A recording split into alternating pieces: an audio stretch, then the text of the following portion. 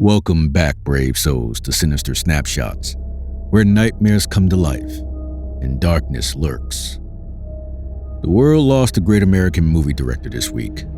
In honor of our departed friend William Friedkin, we will be jumping into his masterpiece, The Exorcist.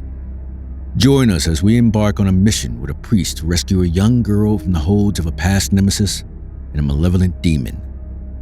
Kindly leave a thumbs up and subscribe to our dark adventures.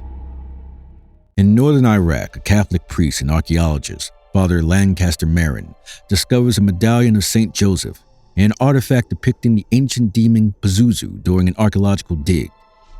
This marks the beginning of a series of strange occurrences that makes him believe that he is to fight the demon. As he prepares to leave, he encounters a Pazuzu statue with two fighting dogs personifying the battle between good and evil. Back in Washington, D.C., actress Chris McNeil rents a home for herself and her daughter Reagan while working on a film. Reagan reveals that she communicates with her imaginary friend Captain Howdy through a Ouija board when noises from the attic disturb Chris. A Virgin Mary statue is desecrated nearby, and Chris notices Catholic priest Damien Karras observing her film shoot. Father Karras, a psychiatric priest, grapples with a crisis of faith and guilt over his mother's death. Chris hosts a party when a priest named Father Dyer attends. During the party, Reagan's odd behavior alarms everyone.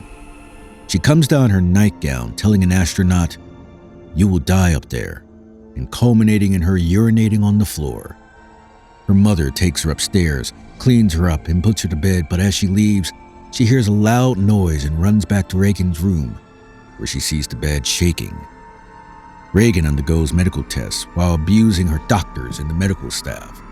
The doctor tells Chris that Reagan is hallucinating, and Chris responds that she saw the bed moving, but the doctors dismiss her.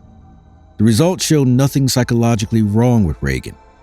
After getting an urgent call from Chris, the doctors rush to her home to find Reagan seeming to have violent seizures. She attacks the doctors when they try to sedate her. She screams, "Keep away, the sow is mine," in a voice not her own. One evening, Chris returns home to find Reagan's room empty with her window open. It is revealed that a friend, Burke, had been left to babysit Reagan. Soon, Chris is informed that Burke is dead. At that moment, Reagan comes down the stairs upside down almost like a spider, with blood pouring from her mouth. The next scene shows Reagan having a psychiatric session where she attacks her doctor. Next, a panel of doctors tell Chris to try an exorcism for Reagan. A detective meets Chris for an investigation into Burke's strange death. His head was turned 180 degrees backwards. As soon as he leaves, Chris hears screams in Reagan's room and she runs to her daughter. When she enters the room, she sees Reagan stabbing at her own genitals with a crucifix, and she has blood all over her. Chris tries to take the crucifix away from her, but Reagan throws it to the floor. A large cupboard slowly moves towards Chris, but she manages to get away. Reagan's head turns a full 180 degrees and speaks in Burke's voice. Chris reaches a breaking point and turns to Father Karras for an exorcism. Father Karras meets with Reagan, who claims to be the devil. The devil tells Father Karras that his mother is with him in hell, and Father Karras asks what his mother's middle name is. He then pours holy water on Reagan, and it burns her. One night, Father Karras is called to the house by Chris. Upon arriving, he sees "Help me" written on Reagan's skin, carved from the inside. Convinced of possession, Father Karras seeks exorcism approval, which is granted upon the condition of an experienced priest leading, with Father Karras assisting. Father Marin is called upon. Upon Father Marin's arrival, he cautions Father Karras about the psychological onslaught they are about to face, as the demon would exploit their vulnerabilities and test their faith. He implored Father Karras not to listen to it. The exorcism commences, with Father Marin and Father Karras reciting the ancient rites of banishment. The bed shakes violently and levitates, and Captain Howdy reveals its face for a few seconds. The malevolent force within Reagan responds with guttural curses and threats. It focuses its ferocity on Father Karras, whose own struggles with faith and guilt make him susceptible to its psychological onslaughts. When Father Marin places his hand on Reagan's head to pray, she vomits on his stole and goes calm. When Father Karras takes the stole to the bathroom to wash it, the spirit starts laughing. Father Merrin prays and orders the spirit out, but it doesn't react, and Reagan's head turns a full 360 degrees. Reagan starts levitating while the priests keep praying. After some time, she slowly descends, and Father Karras ties her hands. The room suddenly starts to shake, and they catch a glimpse of Pazuzu.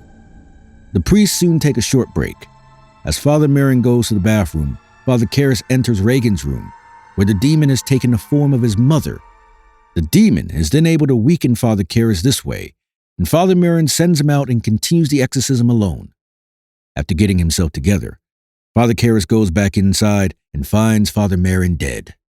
After trying and failing to revive him, Father Karras, who is now angry, attacks the laughing Reagan and angrily asks the demon to possess him instead of Reagan. The demon complies, ripping a St. Joseph medallion from Father Karras. Reagan is freed, but Father Karras battles the demon, and in a last bid to defeat it, he makes the ultimate sacrifice and throws himself with the demon inside of him out the window. Chris holds her healed daughter as Father Karras slowly dies, witnessed by Father Dyer. The next morning, despite Reagan's lack of memory, she kisses Father Dyer's cheek upon seeing his clerical collar. Chris hands him a medallion, and Father Dyer looks up at Reagan's window before walking away with the medallion. Don't forget to subscribe and click the notification button so you don't get left behind when we embark on our next frightful tale.